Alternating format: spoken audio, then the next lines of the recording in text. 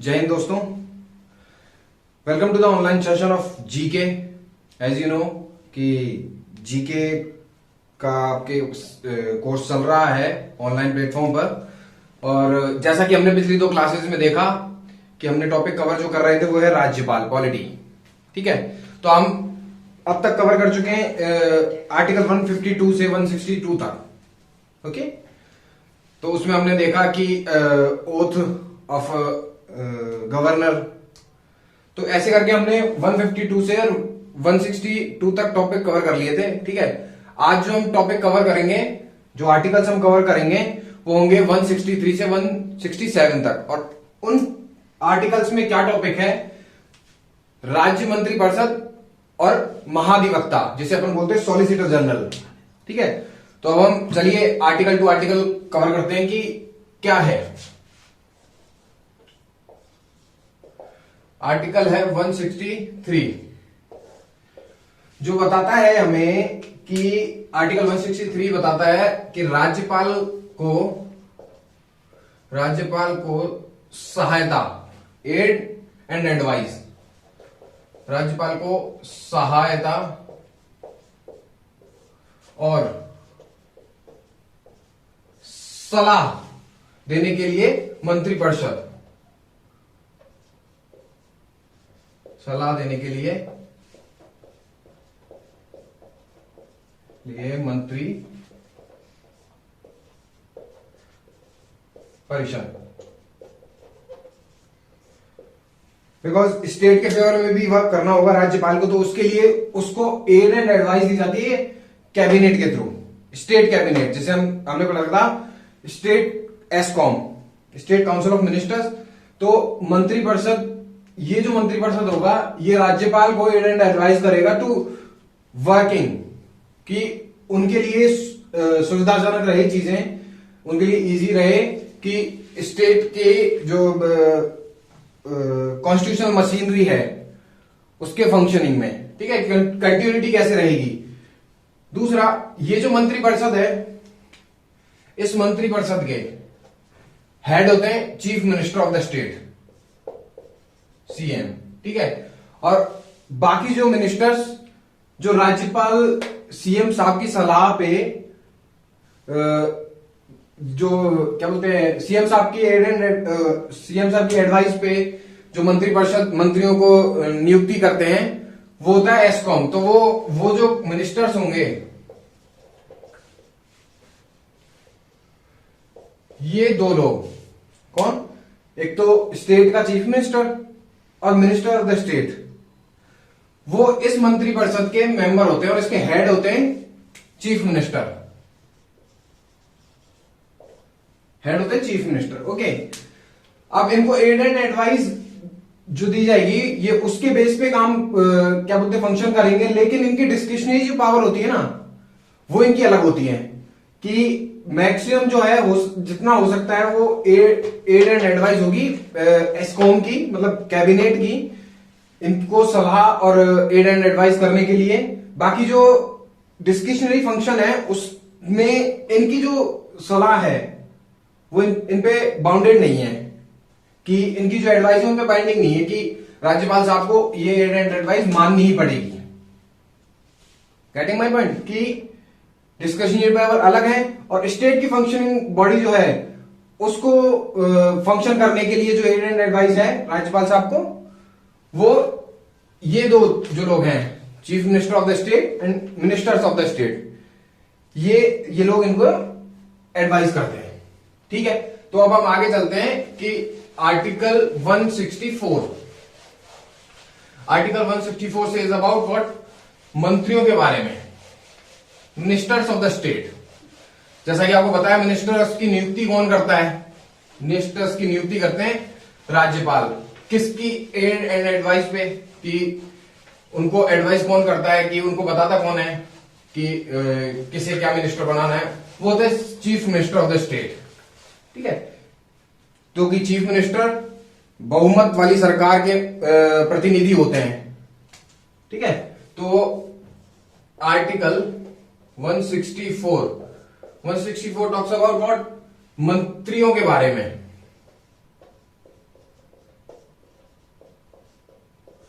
मंत्रियों के बारे में।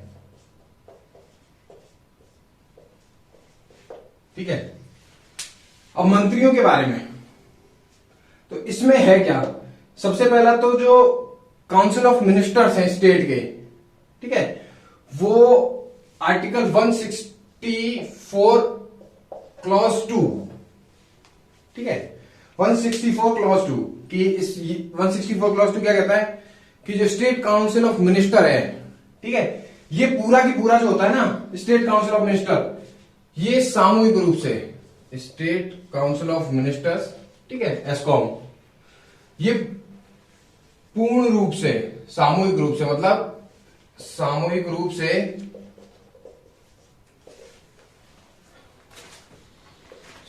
रूप से विधानसभा स्टेट लेजिस्लेटिव असेंबली के प्रति उत्तरदायी होता है।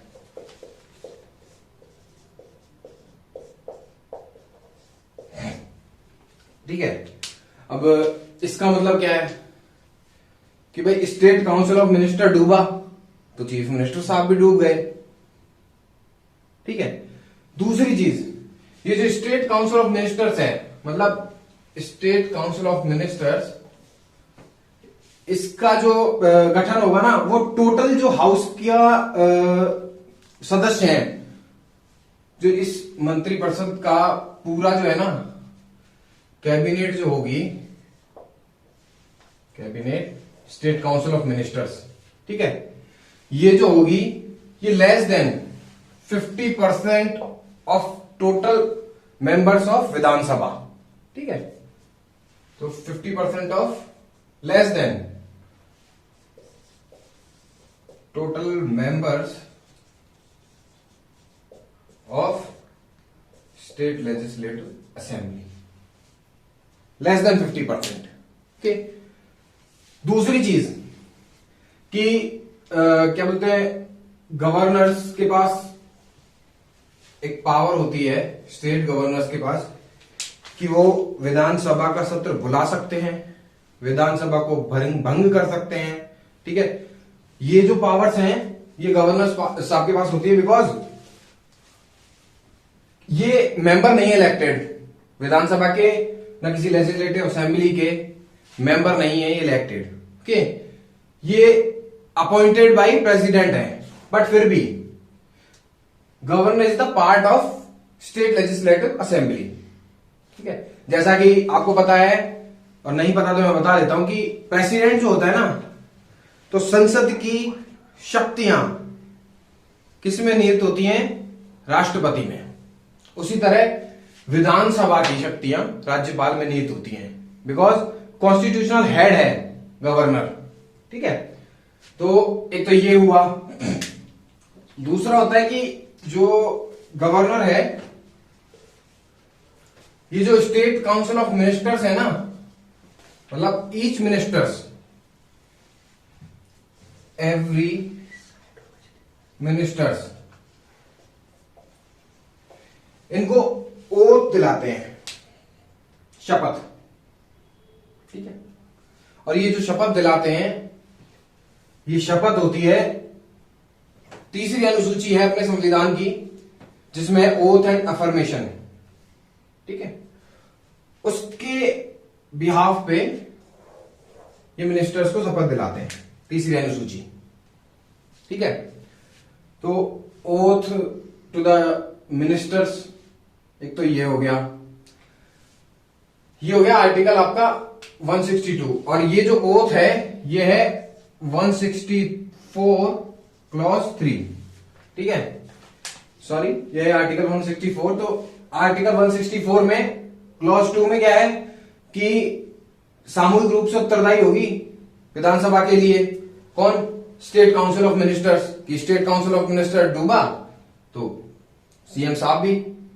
ठीक है, दूसरा है आर्टिकल 164 क्लॉज 3 कि एवरी मिनिस्टर को मतलब जितने भी प्रत्येक मिनिस्टर है उनको शपथ दिलाते हैं ये, और शपथ ऑफ व्हाट, गोपनीयता की शपथ। वन मोर थिंग, शपथ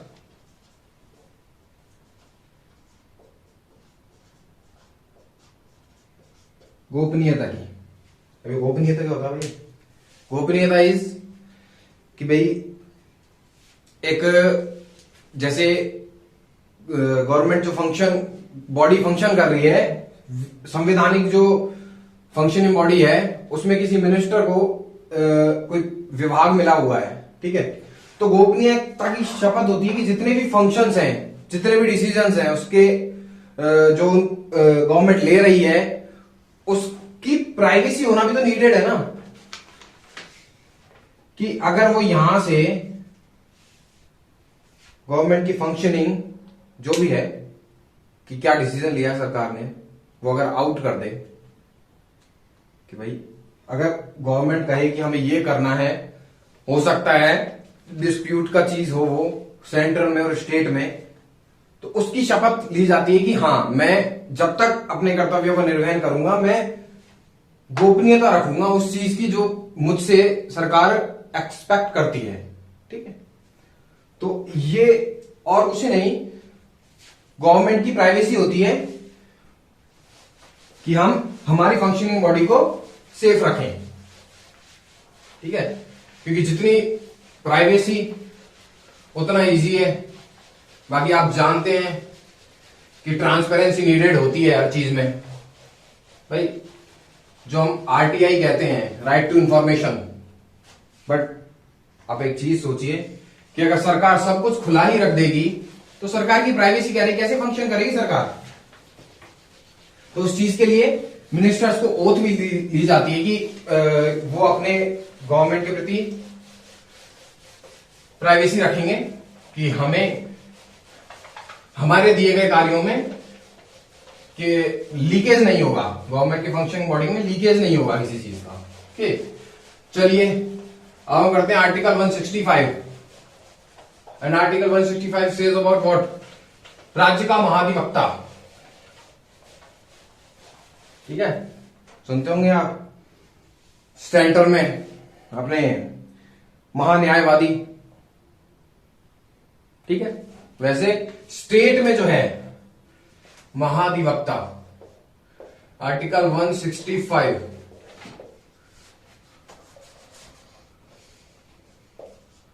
राज्य का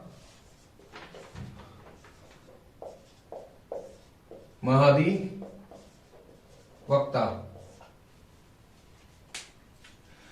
तो इनकी जो नियुक्ति है,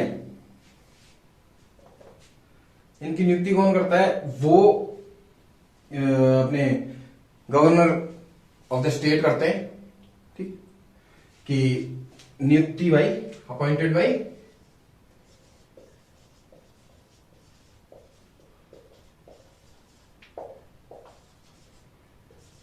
गवर्नर।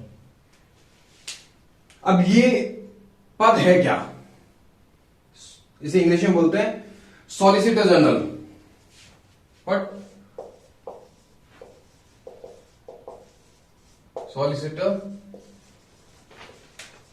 जनरल, महाधिवक्ता।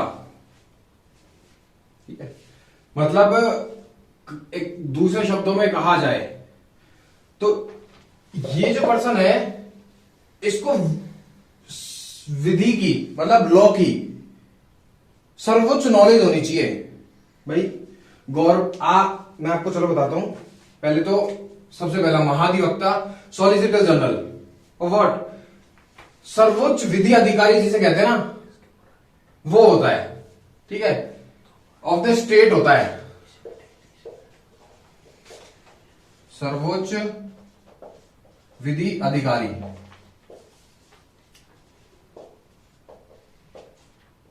Of state. Got it?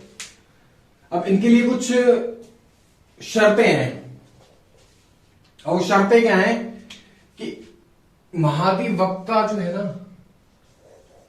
इनकी नियुक्ति की शर्त सबसे बड़ी यह है कि जिस इंसान को हम महाधिवक्ता मतलब सॉलिसिटर जनरल का पद दे रहे हैं ना, उसकी एटलीस्ट इतनी एबिलिटी होनी चाहिए कि वो उच्च न्यायालय जो है ना, मतलब जैसे राजस्थान है तो राजस्थान हाई कोर्ट, दूसरा कोई स्टेट है तो उसका हाई कोर्ट, उसके जज बनने के लाइक जज बनने के बराबर उसमें एबिलिटी होनी चाहिए कि उसमें at least ability of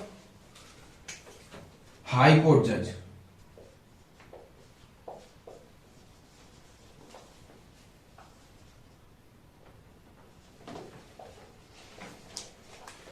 high court जज के समान योग्यता हो एग्जैक्टली कि वो हाई कोर्ट जज का पद धारण कर सके, उतनी उसकी योग्यता हो। ठीक है, इतना नीडेड है उससे। दूसरी चीज महाधिवक्ता। अब हम जानते हैं महाधिवक्ता होता क्या, सॉलिसिटर जनरल होता क्या actually. Solicitor general is the position कि जैसे आप किसी स्टेट के खिलाफ केस करते हो, जैसे आपने सुना होगा, तो हुआ कैसे भाई, अगर आप किसी स्टेट के खिलाफ केस कर रहे हो तो उस स्टेट की साइड से कौन केस लड़ने आएगा, तो वो जो लड़ने आता है ना वो होता है ये सॉलिसिटर जनरल। सॉलिसिटर जनरल का ये पद होता है कि अगर आप किसी स्टेट पे केस करोगे ना तो उसकी तरफ से जो लड़ने वाला होगा केस का वो होगा सॉलिसिटर जनरल। इसीलिए कहते हैं कि एटलीस्ट उसके पास हाई कोर्ट जज बनने जितनी योग्यता होनी चाहिए कि उसको लॉ का इतना नॉलेज हो कि वो अपने स्टेट के लिए केस लड़ सके। ठीक है, जैसे कि अटॉर्नी जनरल होता है जिसे अपन महान न्यायवादी कहते हैं। वो क्या करता है, जैसे आप सेंटर के खिलाफ केस करोगे तो उसकी तरफ से कौन लड़ने आएगा केस, वो लड़ने आएगा अटॉर्नी जनरल एजी। ठीक है, तो भाई स्टेट भी तो स्टेट गवर्नमेंट हुई, सेंट्रल गवर्नमेंट हुई, या खुद को प्रोटेक्ट तो करेगी ना, या फिर वो भी आपकी तरह की भाई हम भी वकील कर लेते हैं, क्यों, तो उनकी तरफ से जो देखा जाता है वो भी अपने आप को थोड़ा लेके चलते हैं कि हम भी इतने हों कि हमारी तरफ से जो लड़ने वाला हो ना वो एटलीस्ट इस पोजीशन के लायक हो ताकि वो हमारा पक्ष रख सके। Getting my point. तो ये होता है। बाकी एक सबसे बड़ी बात जो है सॉलिसिटर जनरल का जो टेन्योर है ना वो कॉन्स्टिट्यूशन में कहीं मेंशन ही नहीं है।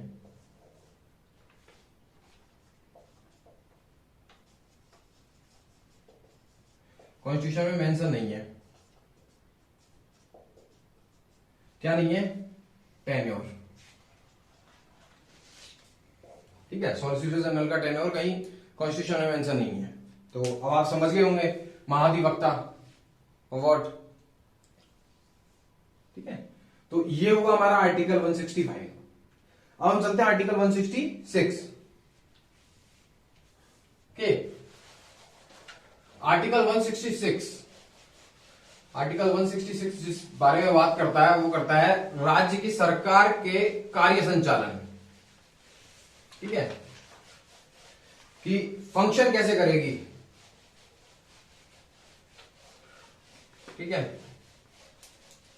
तो एग्जीक्यूटिव जो एक्शंस हैं गवर्नमेंट के वो,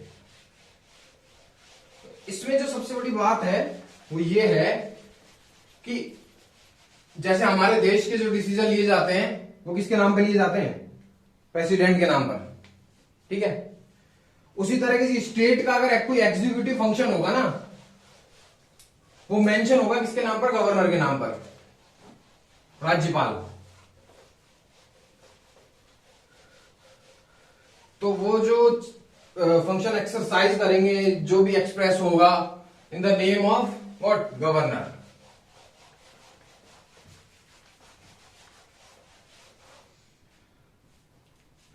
तो हम चलते हैं आर्टिकल 166।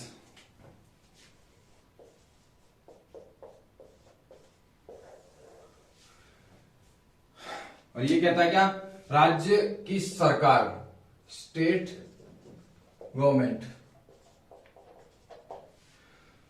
के कार्य का संचालन, working of state government.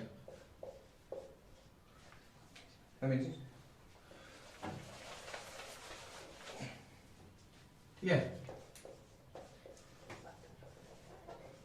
Working of state government. जैसा कि मैंने आपको बताया कि सेंटर में जितने भी कार्य किए जाते हैं, एज आई टोल्ड यू कि संसद की सारी शक्तियां राष्ट्रपति में निहित होती हैं और विधानसभा की गवर्नर पे। तो जो संसद एक्सरसाइज करेगी ना अपना work, the name of president, ठीक है। और जो विधानसभा एक्सरसाइज करेगी वो करेगी किसके? गवर्नर के, ठीक है। जैसा कि कोई बिल, एक्ट कब तक नहीं बनता? जब तक राष्ट्रपति उस पर साइन ना कर दे, ठीक है। वैसा ही मैंने आपको बताया कि जब तक गवर्नर किसी बिल पर साइन नहीं कर देते, डिस्क्रिशनरी पावर नहीं है, वी नो, बट हाँ फिर भी वो प्रेसिडेंट के पास रिकंसिडरेशन के बाद प्रेसिडेंट के पास भेज देते हैं, क्योंकि फाइनल डिसीजन वो उस पे उसे विदहोल्ड कर सकते हैं, इसलिए। तो in the name of governor,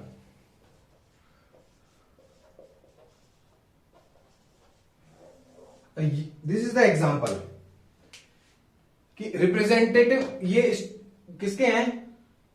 centre के, ठीक है। और इनके नाम पर वर्क क्या कर रहा है? स्टेट। तो आप इसको कनेक्ट करके देखिए कि ये हुआ फेडरलिज्म, हमारी संघीय नीति। और वो क्या हुई कि स्टेट फंक्शन कर रहा है, फंक्शनिंग बॉडी स्टेट है क्योंकि कॉन्स्टिट्यूशन बॉडी है, बट ये जो नॉमिनेटेड है, ठीक है, सारे डिसीजन इनके नाम पे लिए जाते हैं। हाँ, इन पे बाइंडिंग नहीं है कि इन पे बाइंडिंग है कि मंत्री कैबिनेट है इनकी एस्कॉम, उसके निर्णय इन पे बाध्य हैं, बट इनके पास कुछ डिस्क्रिशनरी पावर्स हैं। As I told you, money bill.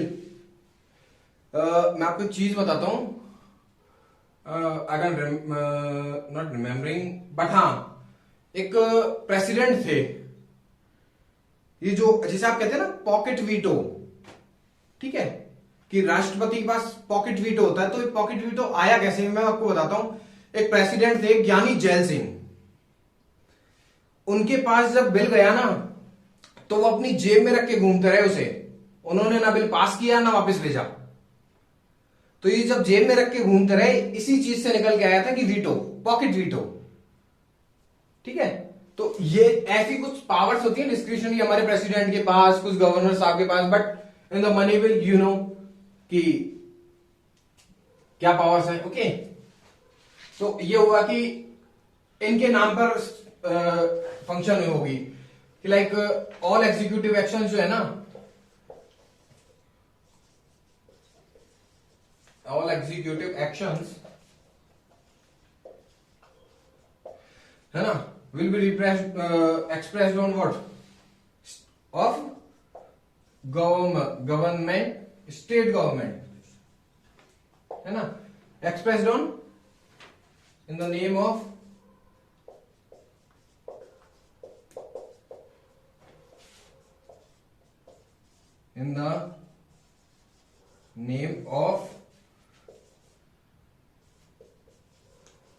Governor, ठीक है। ये होता है इनका function, working of state governor, okay. चलिए इसके बाद चलते हैं आर्टिकल 167 पर। आखिर संघीय ढांचा है हमारा, हम भी जानते हैं कि हम कैसे संघ रहें भाई।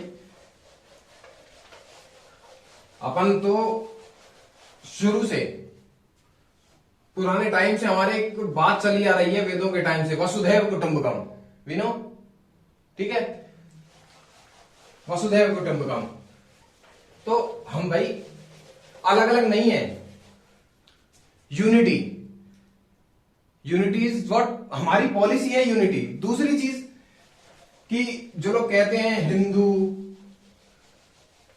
मुस्लिम, अभी ये जो सीएए का मैटर चल रहा है आपको पता होगा, सीए एनआरसी, ठीक है, उसके बारे में थोड़ा कुछ बताऊंगा आपको डिटेल में, कभी हम एक टॉपिक लेके आएंगे तब डिस्कस करेंगे इस बारे में। बट वी नो, इस चीज को कहने में कोई शर्म नहीं है हमारे पास कि हिंदू धर्म हमारे यहां से निकला, ठीक है, हिंदू हमारे यहां से निकला, ठीक है। हमने दूसरे धर्मों को भी, रिलीजन को भी आने का हमने कभी मनाही नहीं करी हमारी कंट्री में। बट अगर आप हमारे जो बेस रिलीजन है हमारा हिंदू, अगर आप उसको दबाओगे, हम नहीं कहते कि आप अपने धर्म को मत मानो, हमारा हिंदू धर्म का गुरु, हम कभी नहीं कहते, क्योंकि हम तो उदारवादी हैं, लिबरल हैं हम इस चीज को लेके। जो आपका धर्म है आप उसको मानिए। हमारा कॉन्स्टिट्यूशन भी कहता है भाई, कॉन्स्टिट्यूशन बना हमारा, उसमें भी लिखा था कि हर धर्म को मानने का क्या बोलते हैं फंडामेंटल राइट है हमारा। ठीक है, तो चीज ये कि हिंदू धर्म जब हमारे यहां से निकला है, तो अगर कोई हिंदू पूरे ऑल ओवर वर्ल्ड में कहीं है, वो अगर हिंदुस्तान आएगा तो उसका स्वागत है, क्योंकि वो यहां से निकला था, बेस है हमारा हिंदू।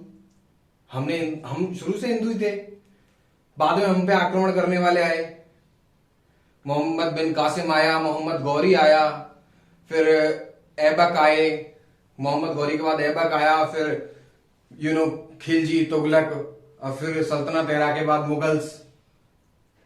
बट कभी हिंदू ने कभी ये नहीं कहा, आपको पता है ये जो दंगे वंगे होते हैं, ठीक है, ये अलग चीज है, बट जब अकबर का शासन था हमारे, तब ना हिंदू मुस्लिम में कभी लड़ाई दंगे हुए। एज यू नो, दीन इलाही, ठीक है। तो अपने तो पुराने एंशियंट टाइम से चला आ रही है चीजें। अपने मौर्य में था धम्म, क्यों, बट एज यू नो चल रहा है, बाकी गवर्नमेंट की पॉलिसीज है, ठीक है। हम चलते हैं आर्टिकल 167। थोड़ा होना भी चाहिए, देखो हिंदू हैं हम, इस देश के हैं, सबसे पहले हम हिंदू इंडियंस हैं, ठीक है। देश की यूनिटी हमारे लिए सबसे पहली चीज है। चलिए इस पर कभी बाद में बात करेंगे, चलिए अभी करते हैं कि आर्टिकल 167, तो राज्यपाल को जानकारी देने के संबंध में मुख्यमंत्री की, ठीक है, तो मुख्यमंत्री के कर्तव्य,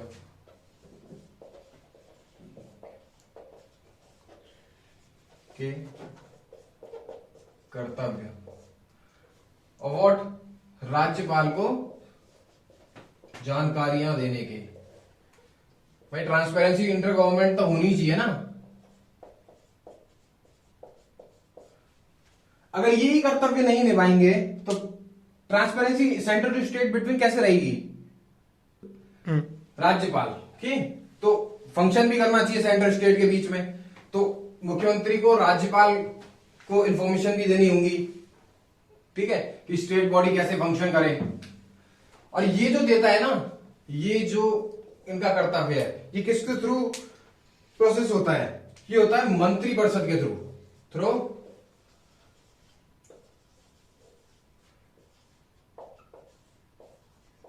मंत्रिपरिषद, ओके। अब इसमें कौन कौन सी इंफॉर्मेशन हुई? मिनिस्टीरियल इंफॉर्मेशन, कि प्रशासन किस बारे में क्या कर रहा है, कैसे फंक्शन हो रहा है, क्या पॉलिसीज हैं, किस तरह का बिल आ रहा है, उसके बारे में कौन इंफॉर्मेशन देगा? मंत्रिपरिषद, ठीक है। और वो मंत्रिपरिषद के सामने किसी भी बिल को विचार के लिए रखना पड़ता है, ताकि वो इंफॉर्मेशन आगे फॉरवर्ड करे। किसको कैरी फॉरवर्ड करे? राज्यपाल को। किसको? इंफॉर्मेशंस। अब इसमें इंफॉर्मेशन होती है प्रशासन संबंधी,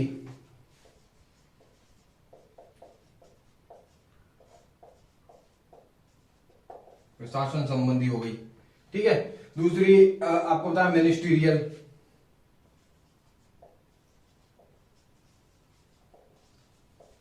ठीक है। तो ये हुआ सेंट्रल स्टेट रिलेशनशिप में राज्यपाल की भूमिकाएं। यहां आकर हमारा टॉपिक राज्यपाल का इंटरफेरेंस, जो राज्यपाल की पोजीशन है स्टेट में, तो वो किस तरह सेंट्रल स्टेट रिलेशनशिप को मैनेज करती है, ओके। This is all. तो आज हमने पढ़ा राज्य का मंत्रिपरिषद और महाधिवक्ता, solicitor general. As you know, I have told you what is solicitor general works. तो इट वर्क्स फॉर कि cases against the state all handled by what? Solicitor general, महाधिवक्ता, ओके। तो this is all, thank you, जय Hind, safe रहें, healthy रहें।